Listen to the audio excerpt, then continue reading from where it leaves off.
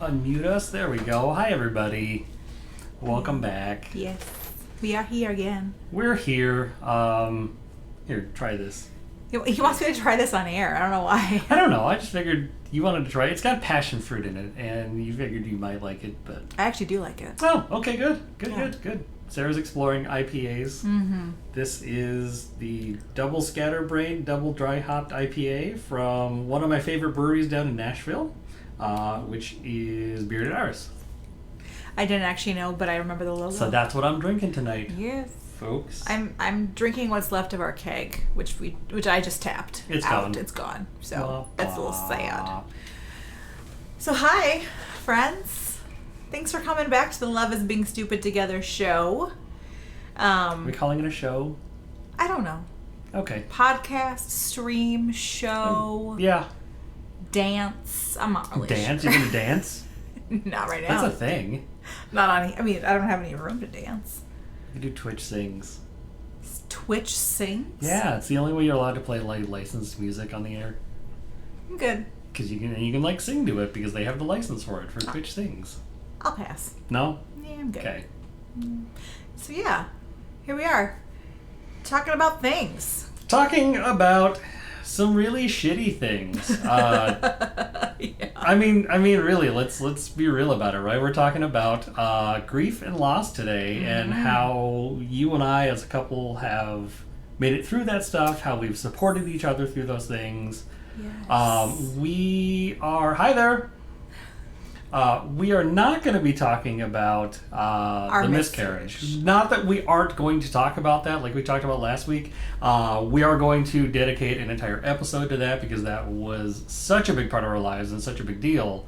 And we want to give But it this all kind of leads up to that. right. And we want to give it the attention it deserves because it was a major thing, and it is a major thing that happens to lots of women and Yes. lots of couples. So, Yes. so that will be probably next week because we'll just do a part 2, grief and loss. Yeah. Yeah. So, grief and loss is not a super fun topic, Oh, it's not. but it happens. And it happens to everybody, whether you're in a relationship or not. And we had both... So we met in college. We met when I was a junior and he was a sophomore in college. And prior to meeting each other, we had already experienced some loss. Some people don't experience a major loss of a person in their life until they're older, well into their 20s. But my first, kind of... that I can remember impactful experience with loss was my senior year of high school when I lost both my dad's brother and my mom's sister during my senior year, and that was quite hard. So I'd already been through it, or I had already experienced it as I was going into adulthood, and kind of knew what it felt like to lose someone really close to you. Bobby had also gone through it. I had my sophomore year. We had this discussion about this earlier. Sophomore, freshman. Yeah, when exactly was it? Because my okay, timeout, tangent. My junior high school were weird. We started junior high in 7th and went till 9th grade, and then our high school was 10 through 12. So that's why I got confused a little bit. At any rate, I was 15 at the time, and I lost, at the time, my best friend's sister, who she and I had been to a pretty significant trip. We went to Australia together. We were there for Australia and New Zealand for almost a month through a program called People to People, if anyone's familiar with that. And so that was, and granted, like she and I had grown up across the street from each other for, years, right? Because her brother was my best friend at the time. And so we knew each other, but, not on the level of spending almost a month and a half together hanging out in a foreign country where you're really one of only a couple people that actually knew each other beforehand. So that to me was, I mean, in terms of not prepared for it, right? She was 18, I was 15. And in terms of just the shock of it all, I guess, was the thing that I was the least prepared for. And you know, especially being 15 and the first time that's ever happened, it took me the longest time to really kind of understand what was going on. Right. So, yeah, I was 18 when both of my uncle and my aunt both passed away. And so, throughout college, it was a while ago, so I may like forget that. I'm sure that someone died. You're old. I'm sure someone died in my college years that I just am not quite registering right now. But we didn't really like have anything that's hit either one of us super, super hard until after college. I mean, another one of my uncles passed away when I was still in undergrad, and it was shocking, and it was like, it was right before the holidays. It was crazy. But then I think when I was finishing up my interpreting degree, was when we found out that your dad had brain cancer. Mm-hmm. It was also about 8 months before we got married that we found that this happened. And that was just to find that out, right? That it was terminal brain cancer. Yeah, we found out in March or April of that year. Mm-hmm. Yeah. While I was like in the middle of my internship in a class, I had to like run out and take a phone call and find out all these terrible things. And so that was a lesson for me also in how to still be a functioning adult and deal with tragedy, and deal with hard things that are happening in your personal life. Because I was 24 when we found out. So April found out that he had terminal brain cancer. Over some testing and some time, they kind of narrowed it down to like an 8 to 12 month window that he had left. So we were like, okay, he could make it to the wedding in December. It could happen. That's on the low end of the range. So he could make it. So it was 2007, by the way. Yes, 2007. So he went through treatments and whatnot, and it started to progress a lot faster. Well, I mean, it slowed. We always knew that it was terminal from the get-go, whether he was willing to accept that or not.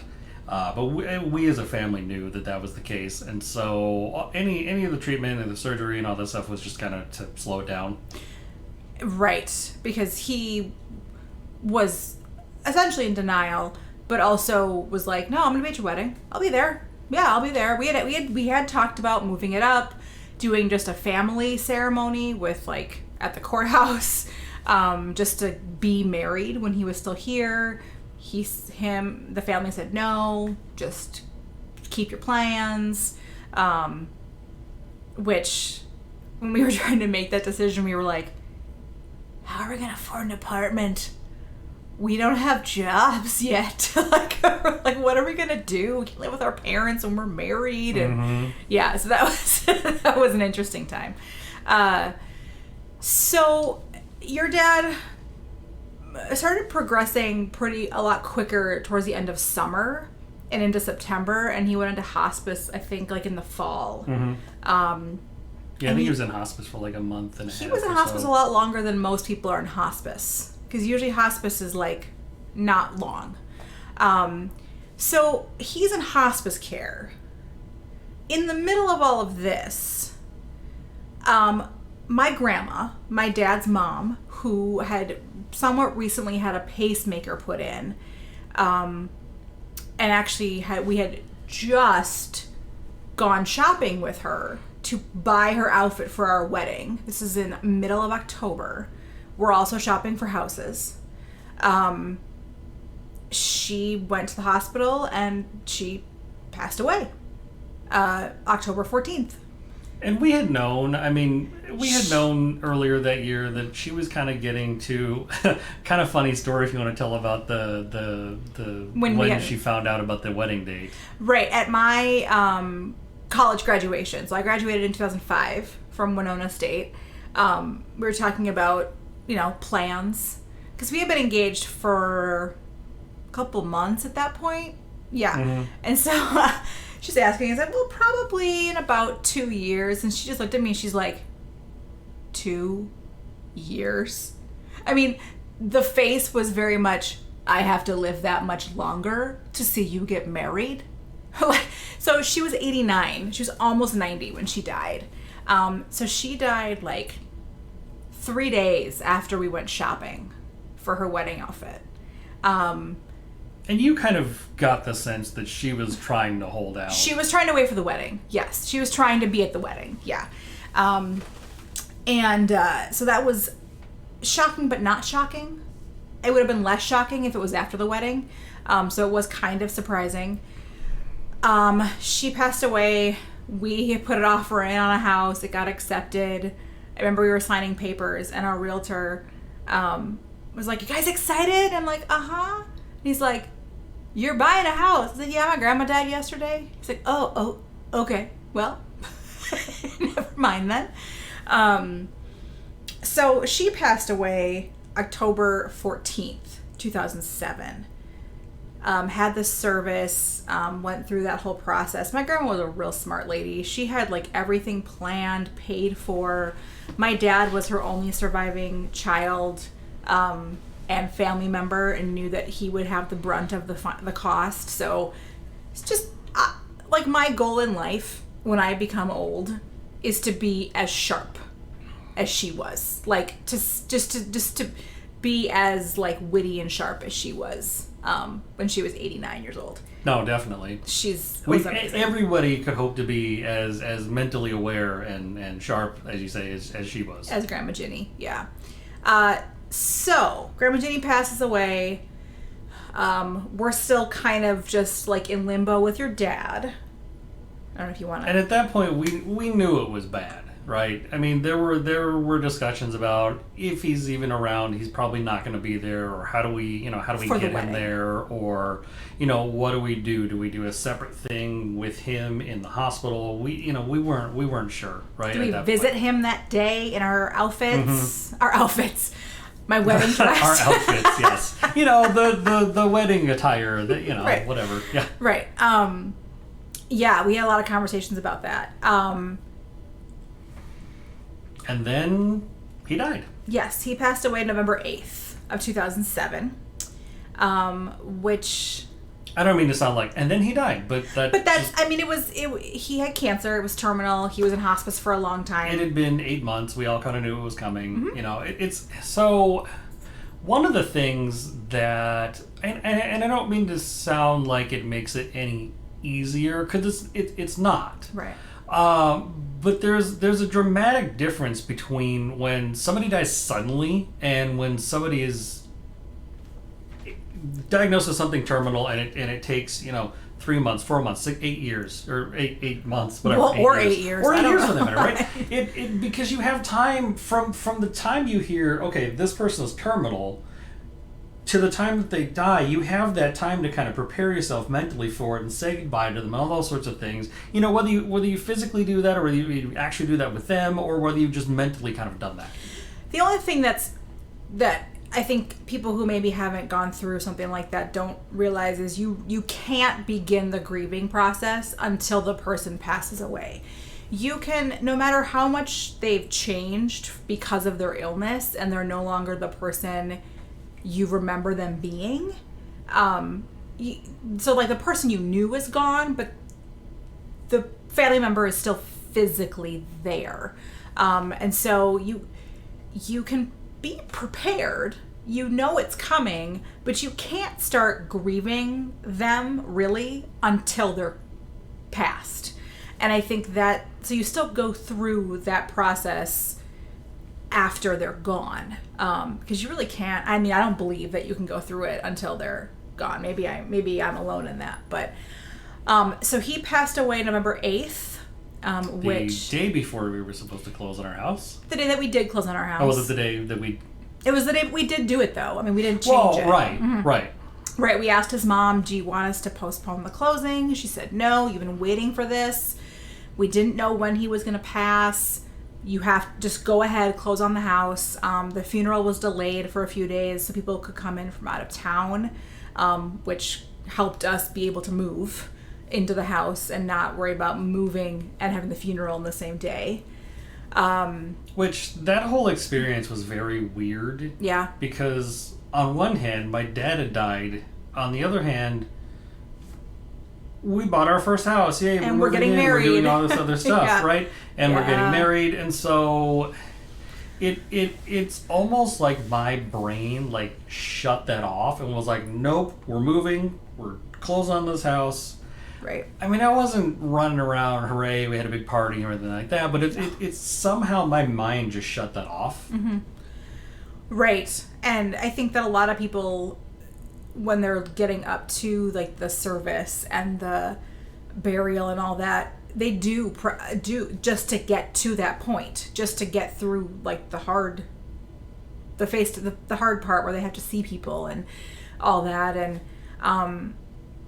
it was interesting because we have a lot of out-of-town family, and so there are some people in the family that, you know, it wasn't financially feasible for them to attend both the funeral and the wedding. And your mom made the choice, told the family, if you have to choose, come to the wedding. Which I was surprised by. I'm not sure why. I was surprised because, you know, it was her husband and she needed support because, I mean, I can't even imagine. So, I mean, I was thankful to her for that, but also, although a couple of your aunts, a couple of your uncles still came to the funeral and didn't come to the wedding. So, I mean, it's also a personal choice, what you need to do for you. So after that, I don't actually know that you and I really, or you, went through the grieving process for a while because you were so focused on the wedding. No, and the holidays. However, I'm going to disagree with you on what you said before about you can't start that process. Oh, yes, please. Because I feel like I started a lot of that process while he was still alive because I knew what was going to happen. I knew that we were going to eventually have to say goodbye. And so in my mind, I think, and I don't know that I intentionally did it, right? And let's be very clear about something. I have never been really intentional about like, this is how I grieve, right? Mm-hmm. I know that there are things that I tend to do behaviorally, but you know, other than when I deliberately try to help you through things, mm-hmm. I don't know that there's stuff that I've deliberately done, but in the back of my mind, I always kind of knew that that's where this was going, and so for me, yeah, it did kind of start. I think you can start processing that they're not going to be there, but if they're still physically there, you can't grieve them not physically being there, right? Until they're gone. Yes. So to be completely honest, like that time from when my grandma died to our wedding, maybe even to like our honeymoon, a lot of it I don't remember unless it was the wedding, unless it was Christmas, Thanksgiving, the wedding, or a honeymoon. I don't really remember what happened. Like, I don't remember grieving. I don't remember, honestly, which is interesting looking back on it now. Megan, can you grieve differently for different people? Totally. Yeah, absolutely. I mean, the way that I grieved for my grandma was obviously different than how I grieved for my father-in-law. But I think, too, a big part of that is, especially as a couple anyway, is am I the one more closely connected to this, right? So, you know, I loved your grandma Jenny. Yeah. She was awesome, right? Yeah. But she wasn't my grandma. I didn't know her that long, right? So, and plus, I was there to take care of you in that time. Which is the same thing with your dad. I had more of a relationship with your dad than you had with my grandma. I think, would that be fair to say? Like, I was close, right? Yeah. So, like, my level of grief and sadness when your dad passed was probably higher than it was for you for when my grandma died.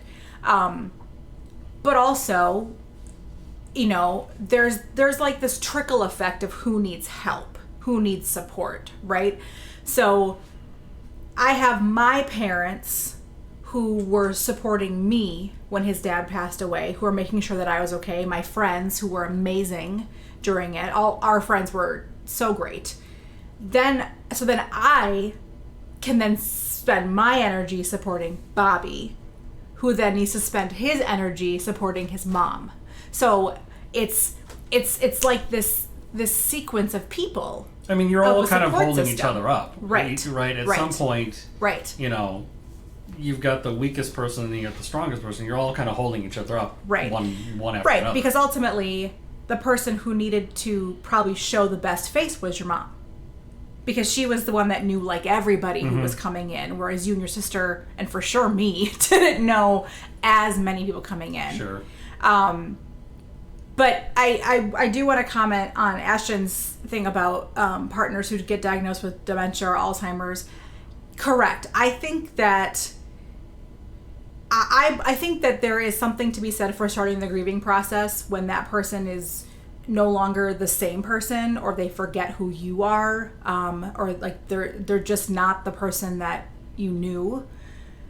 To grieve that, but then I think maybe it's like maybe I should rephrase it and say it's a new grieving process. Like you start a different grieving process. It's a different part of it when they're gone. Yeah. Right. I mean, right. there were. I mean, when my dad died, like obviously I was horribly sad and stuff, but there were parts of me that were. I mean, part of it was partly because Part of it was partly. That's a lot. Anyway, part of it was because he had been different. Yeah, dying for so long, right? Oh. Part of it was that I had already had a chance to get okay with myself that he wasn't going to be there forever. But then there are also times where stuff would happen afterwards, and I go, "Oh, I wish Dad was here." Sure. Or I wonder what Dad would have thought. You had that happen like a lot leading up to Lucas being born. Yes. Yes. Very Like much. and after Lucas was born, like a lot. I mean, oftentimes when I drink beer, right? My dad was a big wino, mostly red wine. Oh my and gosh. I often, like not anytime, but a lot of time when I drink beer, I'll be sitting there thinking to myself, I wonder if I would have gotten him into beer or bourbon. You would have. Bourbon for sure. Bourbon for sure. For Yeah. sure. But those are the kinds of things now, looking back on it, you know, this many years later, it's like, oh, those are the times where I'm like, oh, I miss him. Or, you know, when I was, what you mentioned, in particular, I had a moment when I was painting Lucas's room. Yeah. He can't even say, it was a moment. Your dad, so your dad was a red wine guy. Your mom is a white wine fan. There wasn't really any cross. No, they never really shared wine. Oh, so when your dad passed away, how many bottles of red wine were in their basement? Oh, there had to be Lots. 100, 120. I mean, a lot of them were gifts, right? A lot of them were all. He lot of didn't them were buy gifts, all yeah, of them. Oh no, grieving absolutely doesn't have a timeline, and that's something that I'll touch on more with our miscarriage episode next week. That I learned through that process. Okay, so let's talk about that for a second from a I don't want to say clinical perspective because that's not appropriate for me to say. So time out. Anybody who's not watching, we're gonna have a little bit of it, or anybody who's not familiar with us, we're gonna have a little bit of an intro. I'll talk a little bit about it in the intro. I went to grad school for family therapy. I did not go on afterwards to get a license for family therapy. I'm not a licensed therapist in any way, shape, or form. Unless he's drinking, and then he's Dr. Bob. Yes. So take anything I'm saying with a grain of salt. That said, what the hell was I talking about? Grieving, and how grieving doesn't have a timeline. There are. I don't want to say there's no right way to grieve, right? Because everyone has their own process. It looks different for everybody. Like we already talked about, it looks different for different people, right? Depending on who the person lost was. Hold on. Have Megan and Ashton both been patients of Dr. Bob's? Because they're both laughing at this. I know Ashton has. I don't know if, although that was more voluntary. I don't know that Megan has. I don't know. But yes. Point being, there isn't. I don't want to say there's no wrong way to grieve, because there are definitely wrong ways, right? And I think we all kind of know what those are, right? We've seen people lash out, we've seen people get angry, and I understand why it happens. It doesn't make it okay. Well, maybe not. I wouldn't say wrong. I don't think that there really is like a wrong way to grieve, because I think that if you've never been taught how to deal with your emotions, grief might look like lashing out. Okay, that's a whole nother topic. That's a different, right. But I'm just saying, like, so yeah. Yeah. Off topic. But that's a whole nother theory I have about, like, the world in general. Yeah, okay? So we don't that could be like maybe that can be a couple months from now. That's me getting drunk and just rambling on stream someday. I don't know. But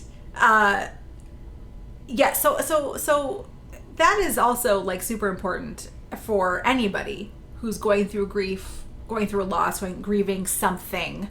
And I don't mean to say that grief, we're specifically talking about after people in our lives that were big parts of our life passed away. You can grieve a lot of things. Grief can be divorce, friendships ending, which we'll talk about, which will be a few weeks out. Yep, we'll talk about that. You can grieve a lot of things. It's not only death, which is something that you learn as you get to be older and wiser, almost 40. Quite frankly, like we'll talk about next week, it might not even be an actual, like, well, okay. And I know where he's going with this. We never met the child we lost. Yes. We never met them. We never had any, like, we never saw them. We barely saw them on an ultrasound. We lost the idea. Right. Of who we will call Gus. And we'll get into that next week. Yes, why stop we talking call about it the Gus. miscarriage then. We're going to talk about it next week. Yeah. It's so easy to go right into that because that's like the most recent thing that's happened to us. So, Grandma died, your dad died. Then we get to the point where we need to start doing like pre-marriage counseling through our church. Our pastor was so great. She was like, wow, you guys have dealt with a lot. Huh? We're like, yeah, yeah. Also, timeout. Okay. The marriage counseling that they do their premarital counseling that they do in Minnesota is called Prepare and Enrich. It's the marital counseling that a lot of states do throughout the country. It was actually developed here in Minnesota by a couple of psychologists at the U of M. I can't remember if they're psychologists or family. Anyway, whatever. Professionals, right? People who went on after grad school to get their actual license and be therapists and stuff like that. That developed it at the U of M, I believe. Their office is like in Roseville or something like that behind the mall. No, I've seen it. I've driven by it a couple of times. Okay. It's by the home furniture by the mall. Okay. And anyway, a lot of it, okay, look, realistically, a lot of what that is, and this is kind of like what we talked about, was it last week? No, the first week we came on. Oh. Talk to your fucking partner about things. Yeah. Okay? Yeah. Understand what you do want and what you don't want, and things you don't like about them, and things that you're willing to accept about them. Because Prepare and Enrich is all about, here are the things that we or the premarital counseling are all about the things that, here are some things that we've talked about. Mm-hmm. Do you want kids? Yeah. Do that before you get married. Or commit long term. And people, I'm telling you, I have worked with enough people over the years. They don't fucking talk about these things! What? You're gonna blow their ears out. No, it's got a compressor on it. But still, you're gonna blow my ears out. They don't talk about this shit. It blows my mind. That kind of, yeah. P.S. Just Look at this. Do you see this new catchphrase? Okay, time out. Do you see that?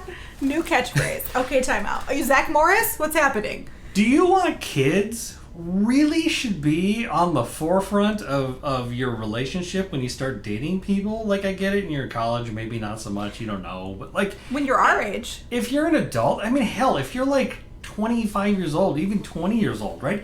You should be having a conversation about, do you want kids? Within, like, I don't know, like, the first 6 months, right? Well, right. Because if I mean... Now, I will say... Okay... We're not talking about grief and loss anymore. Well, we'll go back there. It's okay. This is just chatting. It's I know, fine. but still. I will say that in the 10 years that we were married before we started trying for a baby, I wavered. And I wavered on first 5 seconds. Yes. Do you want kids? Okay, bye. Yeah.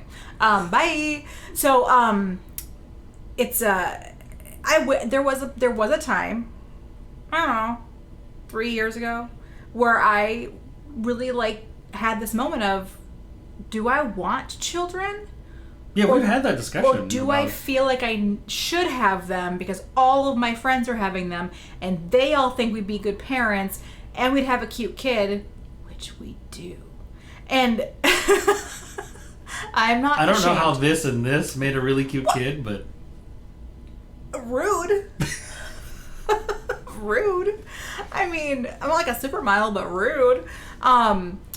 So, I mean, yes, that idea goes back and forth. It can be fluid, but I think that ultimately, like, in the beginning, if it's like yes and no, well, you might want to reconsider that. Yeah. I talked to my wife and compromised on marriage and a baby. And I'm happy I did because I appreciate those things in my life now. But she agreed to wait on a baby, and if I had decided to never have one, then we wouldn't have had one. Sure, and we had that conversation when I was like, I don't know, is this like peer pressure or do I want a baby? And he said, you know, if you decide that you don't actually think you want one, then that's okay. I'll be okay with that. Which I really appreciated. Which, oh my gosh, it's like about babies, which is next week. Yeah. But it's about the babies. So anyway, yes. So we get married.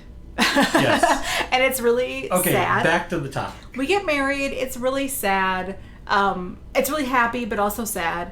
We There are several moments had at the wedding for various reasons. from various people. Yes. I mean, we had some issues with guests that were close to the family who were expressing concerns about attending the wedding because it would be too hard for them to be there. And we're like, bitch, what about us? Like, or a-hole. No. You can say it. My mom would say it to her. It's fine. Well, or it could be a guy too. I mean, it might have been multiple people doing it. But I mean, just being like, what are you talking about? Like, what do you mean it's hard for you? How about Bobby, who's getting married without his dad there? How about Bobby's mom, who's not sitting next to her husband at her son's wedding? Like, hello. So I always find it interesting in death, loss, like, which will come out in future episodes, people in your life whose your opinion of them may change. You find out who they really are. Yeah, during all the hard times. And how good of a friend they either are or aren't. Right. And oftentimes, and I'm not gonna go into. We're not doing it right, yet. Because this is like Not yet. deeply ingrained personal shit about somebody else. But you figure out whether they're able to put their own shit behind them and be there for you or not. Right. Right. And that, yes. So So, truthfully, I think that, to be honest, I don't really remember the grieving process after my grandma died and your dad died. I remembered after my grandma died, I did have, like, I cried a lot. I remember that. And I remember that, you know, my mom, my dad, my brother, and I were planning everything together. The service was really nice. A lot of her friends came. One of her friends stood up. We had kind of like an open mic, not mic, but like an open thing. And one of her friends stood up and was talking about how she had been just talking about how excited she was because she had just bought her wedding outfit. And I just lost it in the middle of the funeral, like scream crying. You know, your dad's funeral, one of your dad's best friend gave a very nice eulogy and mentioned me specifically. Lost it. Don't really remember what he said after I lost it.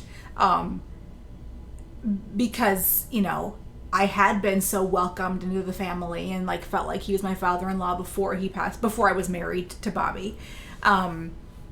So now, with my grandma Ginny. I'm gonna try and keep saying her name because my other grandma will come up in a minute. Yes. My grandma Ginny, my dad's mom, who I was closest to of my two grandmas.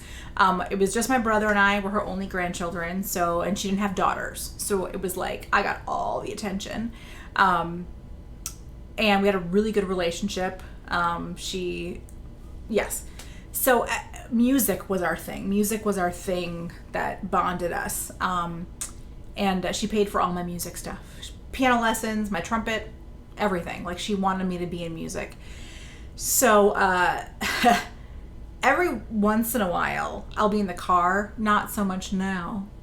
But when I was driving to work every day, I would, a song, I would just be singing along and I would just like burst into tears. Like, it was Christmas time a couple years ago and I was singing Joy to the World, the Pentatonix Joy to the World song.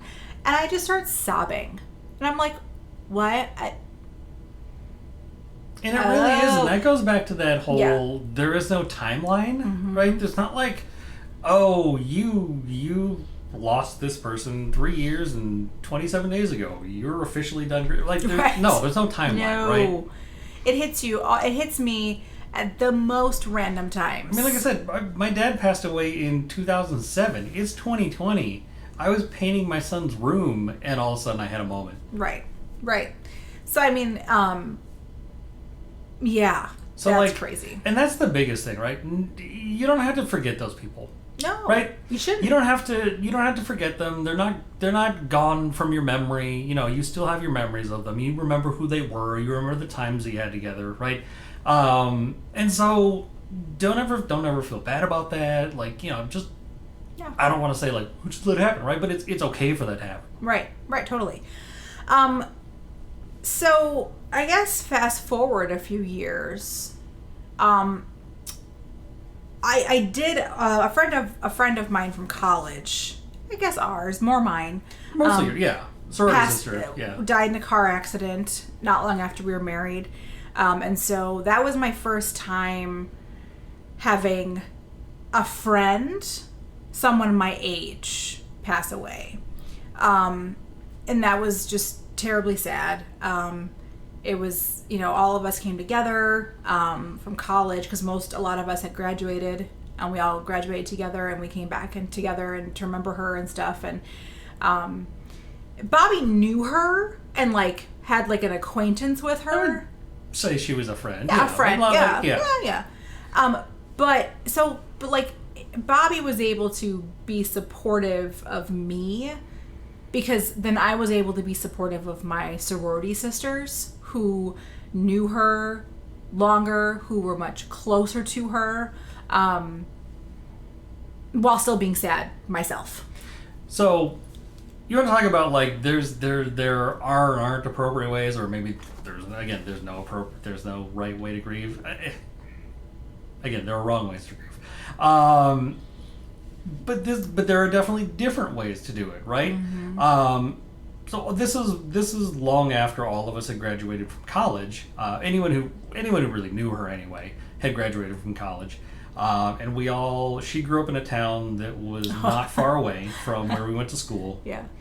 And everybody came back to Winona for the funeral where we went to college. And we had a big damn party down at the bars. Oh my God, it was huge. There were so many of us alumni in town. And that's exactly like that's exactly what we should have done. And we had so much fun that night. Just like talking, just remembering, sharing stories. It was a blast. But we were all super sad. On the, like, deep and super, super sad, but also celebrating her life at the same time. It almost felt like wrong to have fun, but again, that's the thing you got to remember is that's what she would want. Well, and I truthfully, like, I want to be really respectful of friends of mine from college who might be watching who were significantly closer to her than I was.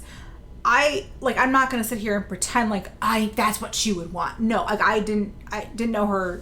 Sure, that let well. me rephrase.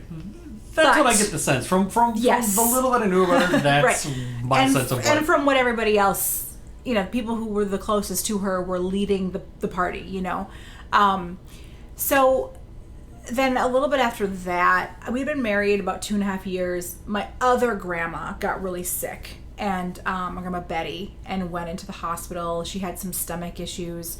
Turns out she had cancer, and it had then also spread to her brain. So it was the opposite of what his dad had. Like, she had secondary brain cancer, so it started somewhere else and then spread to his brain, whereas his started and stayed in his brain. It's called metastasizing.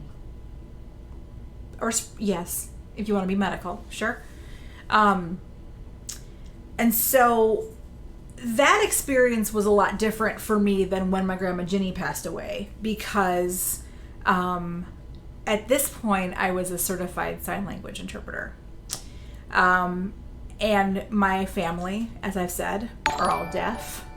And Afro Queen, thanks for the follow. Welcome. I know he wants to thank him, so I'm gonna pause. I'm gonna pause my statements. So she was in the hospital for a long time, and there were issues with accessibility for my mom. Questions about it. Wanting me to do the interpreting for my mom when my grandma was in the ER, which is like super, super unethical for many reasons. Unfortunately, this is a pretty common practice amongst... And on top of that, grieving the loss of your grandma. Well, she hadn't died yet. She was in the hospital. Sure. This is when she was in the hospital. So there were a lot of... So I didn't let my mom back down. We didn't back down. We kept pushing for an interpreter because the whole issue that was coming up was, well, you're not the one in the hospital, to my mom. No, but it's her mother. She has the right to have access to everything that's happening with her mother. No one's going to want to pay for an interpreter to be here all day long.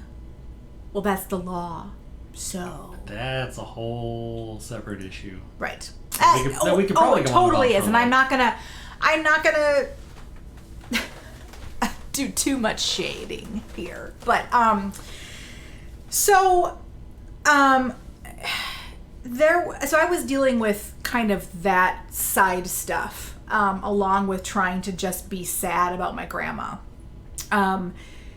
There was a point where I actually went to visit my grandma while my mom was there, just my mom, and the interpreter had left. And of course, the interpreter leaves. We're waiting for the next interpreter to come. And that's when doctor comes for rounds. Of course it is, right?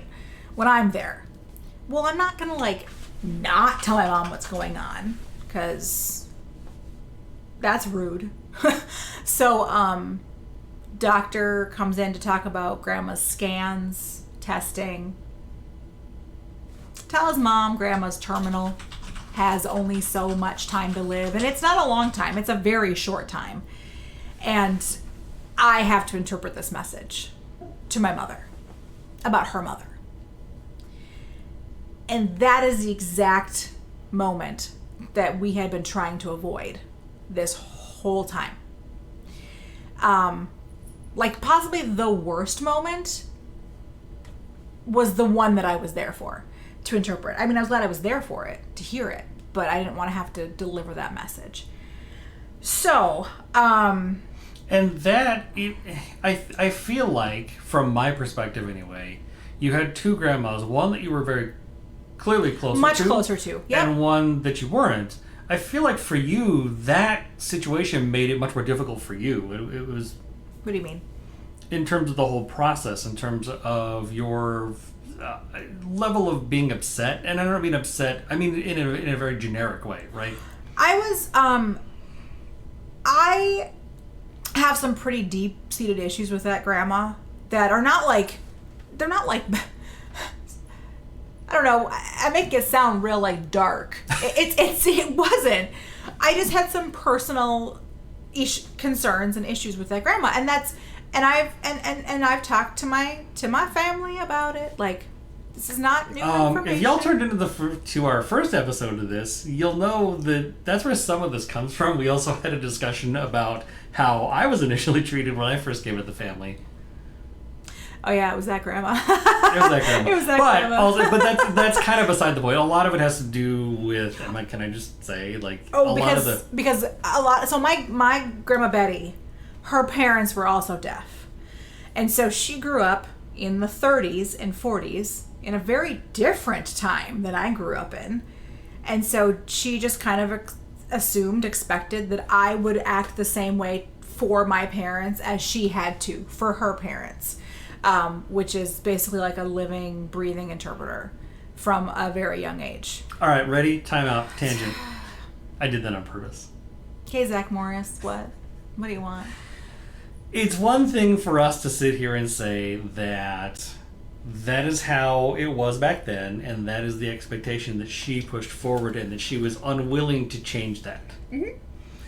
It is another thing, and this is not anything that we have done or that she did or anything like that, but just about society in general and where we sit today, it's a little bit different to look back through the lenses of today at yesterday and go, well, that was wrong, whatever, right? We can fix that. Sure. Right? Sure. But we have to look at it going forward. Right. So, anyway, lots of issues that I never really dealt with her, but that I've processed since. With my mom. My mom and I have talked about it. So this, oh my gosh, I'm revealing things on the show. No, my mom and I have talked about it. Let's be real. That's why everyone's watching, right? They just want to know, like, the deep down, dirty laundry. Dirty. No, I don't have any of that. I don't really have any dirty laundry. No.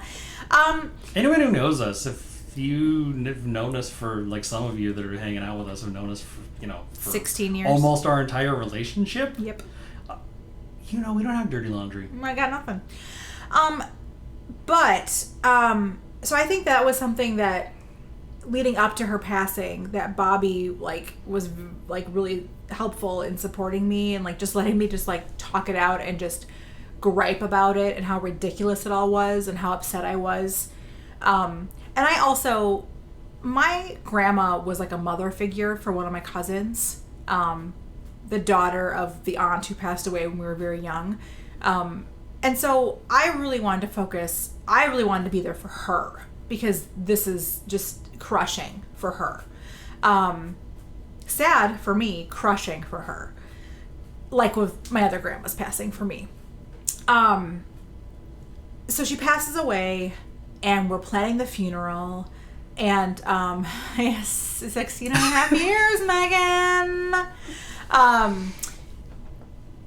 So we're planning the funeral, and I had this conversation with Bobby and my mom, because I was really like, oh, I wanted to interpret the meetings with the funeral home for my mom to make sure that her voice was heard. But leading up to this, I was like, I will not interpret. I will not interpret the funeral. But but I wanted to make sure that my mom's voice was heard, and I didn't know that a random interpreter coming in would know when my mom was being like barrel rolled to like stop and say, "What do you think, Mom?" I did not interpret the funeral or the visitation. I was asked to. It was almost like an expectation ask, to which I was like, "Hell no! What are you Hello, Folks out there tuning in, we're from Minnesota. We have this thing called Minnesota Nice. It's basically passive aggressive, so you may notice things like little facial expressions or gestures or whatever that you're like, I feel like there is some other meaning there. There is. Yeah, there is. So while this is all happening, Bobby's in grad school and working full time. He had a professor that was like super rigid about his attendance policy, and Bobby could not miss class. Like, it was like literally laid out in the syllabus. It said immediate family, blah, blah, blah, blah, which clearly my fiance or my wife's grandma was not part of. Right. He could not attend the funeral. He couldn't miss class to attend the funeral. He was at the visitation and the wake, and that was great. Because it turned into a service. I'm not really sure what happened, but it turned into a service. But he wasn't able to be at the funeral. One thing I will say that I'm just now remembering, I spoke at both my grandmother's funerals. And my best friend actually told me that she did that for her grandparents, and that really helped her in her process. And I agree. It really helped me in my grieving process to be able to share those memories with our family and their friends. My brother and I actually did like a co-eulogy. My brother signed it and I voiced it. If I can interrupt for a second Yeah. with some educational content. Oftentimes, the thing that might make you feel better is also the shit you're really afraid of doing. Or the hardest thing that you have to Or do. the hardest thing that you have to do. The thing Which that is also the scares you shit you're most. afraid of doing. Right. Yes. So, there are lots of examples, and none of them really have the gravity of get in front of 150 people and speak to them about your Loved dead one. grandparent. So I won't go into that. But I guess the point is, sometimes you gotta do that really scary thing, and I promise it'll make you feel better. And it did, both times. And really, I wasn't planning to speak at my Grandma Betty's funeral. My brother wanted to. And it was important for him that I was the one interpreting for him. And it was important to me, too, to do that for him. So it was his speech, but I voiced it for him. So Grandma died. My grandparents have passed away. A few years pass. Other family members of ours have passed away. I've had extended family, aunts, uncles, cousins. Grandparents. Your grandparents both passed my away. grandparents as well, yeah. We were not able to attend either of their funerals, which we were really disappointed about, but we weren't. They're out on the East Coast. They live in Jersey. So it's a little bit different. Folks in Minnesota tend to stick around in the same area and tend to interact. If you're not from the Minnesota area, if you're especially a lot on the East Coast, oftentimes the pattern is that people spread out and you don't see your extended family as much. Right. So that was really sad and disappointing that we weren't able to go to specifically the funerals of your grandparents. Right. Part of it was work related, but it was just really, yes, exactly. We don't grow if we stay in our comfort zone, Yeah. which applies to so many It's a situations. great way to put it, yeah. Yes. So then we experienced a couple of losses. Bobby and myself, kind of, also with friends passing away. Mm-hmm. You had a friend who died in a motorcycle accident. Yeah, I had a friend who, okay, I'm going to call him out because, we all kind of did. He did something real fucking dumb. He was, for those of you guys that don't know, I'm really into cars. And for a short period of time in my life, I was really into illegal street racing. That was a thing. Dirty laundry. He got caught, and he was running away from the cops, and he ran a red light, and somebody else turned out in front of him On a bike. on a motorcycle at, like 80, 90, 100, whatever miles an hour, right? And that was that. And while that doesn't change how I mean, he did a dumb thing. He was my friend, but it doesn't change the fact that he was my friend and he died, right? He just was also an idiot. So there was that, but then also another car friend of ours. Now, so Ty, the first guy I that we're didn't know talking him. about, was one of the first guys that I really met and became friends with in the car world. A lot of days now, especially with social media, hobbies now have communities, right?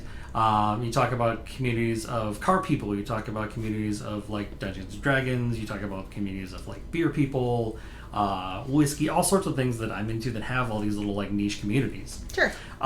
Cars, Beer. definitely one of them. Kind of been around for a while, right? Obviously, like people before us had car communities. When you look at like here in Minnesota, we have Back to the 50s every summer, although that probably won't happen this year, where you've got all these people that have all these old collector cars get around and hang out. But he was one of the first people that I ever met and introduced me to a lot of different people, a lot of different car events and things like that. And so that was big for me. And also, again, talking about, is there a right way or wrong way to agree? We had a big fucking party for that man. Huge party. I never met was- him, and that was the first time I had really met all of your car friends at that fundraiser for the expenses. It was a whole bar Oh, that they took over. It was huge, massive. a giant party. Oh, excuse me. And That's my bedtime. while my impression of Krista was that that's what she would have wanted, I knew Ty and I well enough to know that's exactly what that man would have wanted. Right. Right. So that was the first. So I never met him. I didn't know him at all. But a lot of your friends who had become my friends did know him, and so I was just trying to really be supportive of all of you guys during it, and just like show up to stuff and be supportive, because that's what you do. I mean, I feel like we haven't really talked much about like what we did for each other, but that's what you Right. do, is you show up. You maybe like the person who's grieving the most doesn't know what they need and they don't know what to tell you. But like just like, trying to be observant. But that's the thing is like, and that's honestly, he's the most recent one that I can really vividly remember. I mean, truly, my memory of some of these other folks that we're talking about tonight Yeah. is a little bit blurry, either Yeah. because it's that old or because Yeah. it was much Because much it was more serious, it was like more my dad, me. It was more yeah, right. right, or much less serious to one of us, right? He's the most recent one I can remember, and it basically really comes down to is Well, you Brian. just dropped everything, Yeah. and it was like, okay, that's what you need right now. Let's do it. Yeah, my mom and I were supposed to go to town that weekend. We were supposed to go to town to my college roommate's wedding reception. So she got married in Washington. I was in the wedding. We were there, but then she had like a reception in Illinois, where she's from, the weekend of that funeral.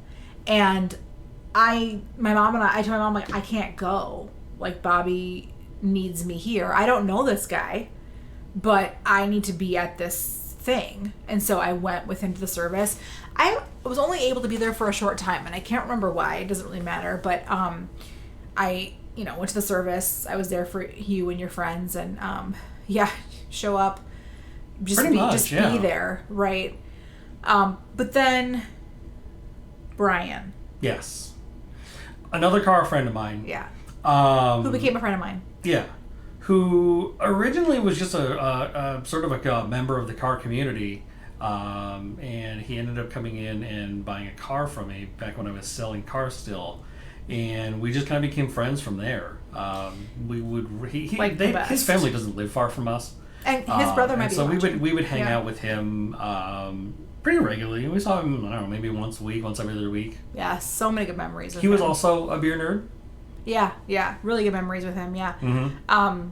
He died suddenly, unexpectedly at a car event. Not driving a car. He was not like he wasn't racing or anything like that. But he fell off of the back of a He truck. fell off the back of a truck. Yeah, and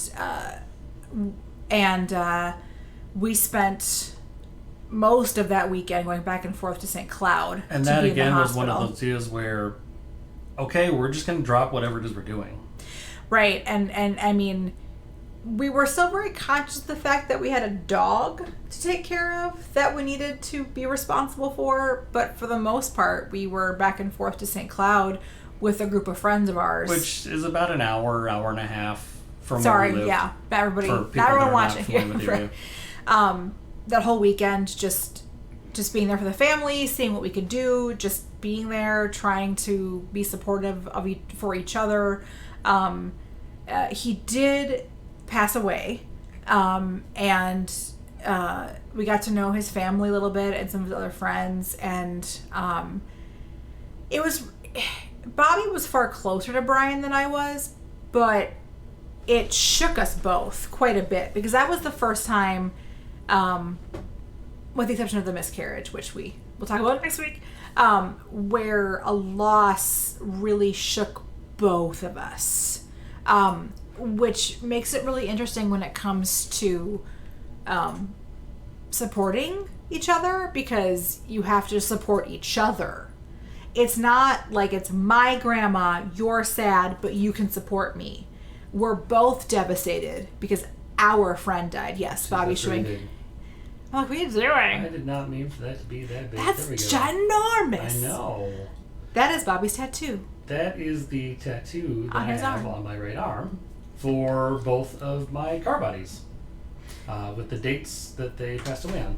Yes, it's much more faded than that now. It is, yeah. But yes.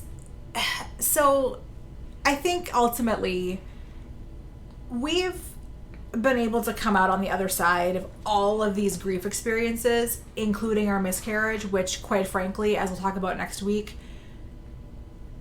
was the hardest thing I think either of us have ever gone through. That, by the way, the tattoo. I want to talk about that. Yeah, for a talk about second. that too. And also another one that's Oh. on my back. Well, For those of you that have been here hanging out with us the whole time, you remember when we first started, I talked to my friend Kelly, who died when I was in high school. I also have another tattoo. I don't have a picture of it, but it's on my back shoulder here. About that, and that has sort of become or became a way for me to grieve, I guess, because it's a way for me to every day just remember that they were a part of my life. but it's interesting because you did say something to me. I don't remember what brought it on, but you were like, "But I haven't gotten a tattoo from my dad."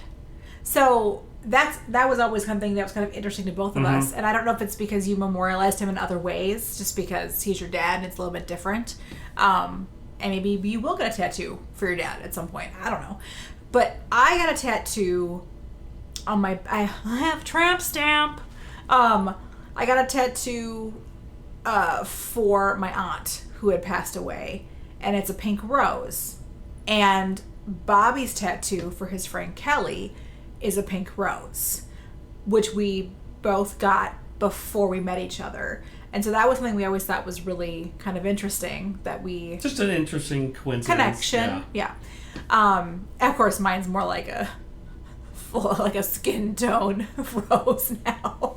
It's not really bright pink anymore. I think yours is kind of like that. Mine's pretty too. faded too. Yeah. Well, and on top of that my skin tone is dark anyway. So trying to do pink on top of my skin tone, like I got it when I was 20. My brother turned 18 and wanted to get tattoos. So I was 20. And so, I mean, it's been almost 18 years since I got it, which is insane. But yeah, again, that there isn't like a right way to grieve, right? Like some people would think about it and go, well, why would? In fact, a lot of people have said like, don't ever get a tattoo of someone's name on your back, or well, anywhere on your body, right? Not back. Specifically, mine is on my back. No, I have someone's name on my back, and that's why. Right. Mostly it's don't get a tattoo of someone you've been dating for a hot minute, or Well, no, I get that, but again, that my point was that there isn't necessarily a right way.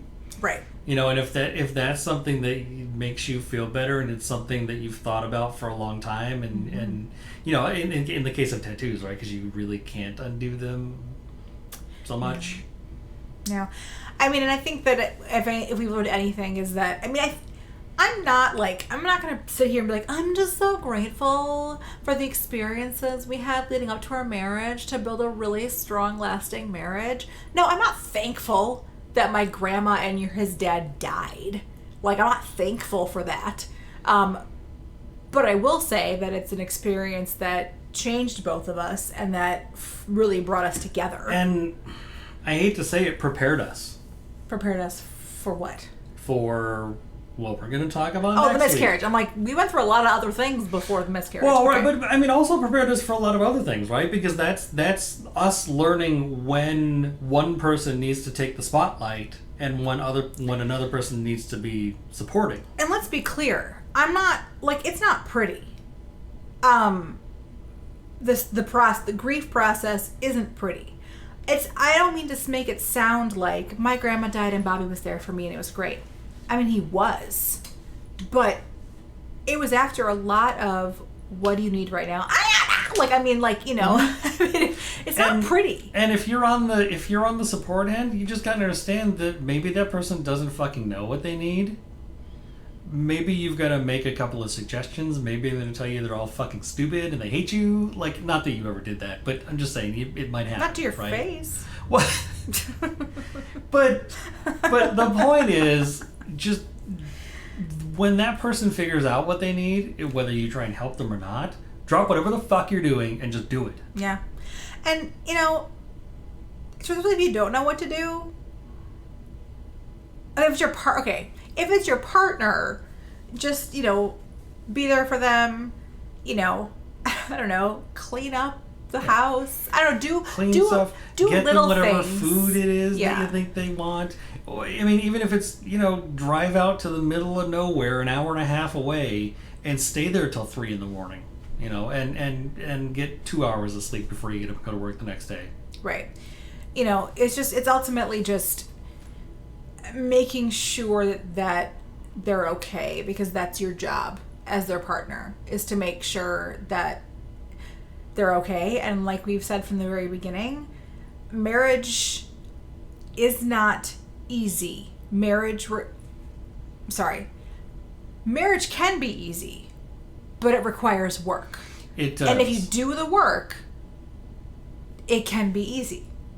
You can have a good marriage That's the big if you thing, do the right? work. If Yeah. there's anything that I hope anyone takes away from all of this and why we're sitting here having these conversations with each other and with you guys, is do these little things all the time.